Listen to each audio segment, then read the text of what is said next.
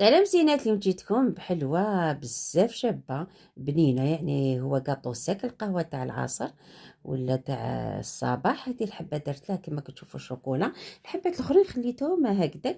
جربوا البنات، هذا الكاطو يجي ما شاء الله. ويخرج لكم كمية كبيرة. انا عندي هنا كاس غير بيض، عندي كاس سكر وقرصة ملح. وبديت نخلط المقادير حتى يذوب هذاك السكر. زدت كاس غير ربع زيت، زيدوا خلطوا البنات. ومن بعد ضفت نص كاس مايزينا كنت غربلتها.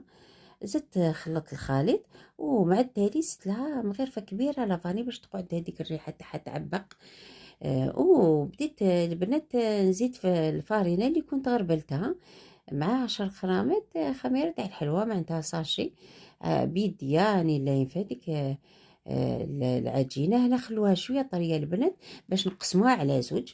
النص هذاك ستلو الفارينه حتى كما كتشوفوا ولا يعني تلايم، والنص الثاني ستلو زوج مغارف كبار كاكاو اسود من النوعيه المليحه باش يجيكم الكاطو بنين ويجيكم هايل. درتهم حرباشات كما كتشوفوا، حربشتهم. تحبوهم هنا البنات ديروهم خشانه رقاقه الحربوش كما تحبوا، ولهم على شكل حلزون راني لويتهم. تحبوا الحبه كبيره صغيره كما تحبوا. كما كتشوفوا هنا، تحبوا تخشنوا الحبه ولا ترقوها. يعني زدت حربشت، وريت لكم مليح الطريقه الثانيه هكذا.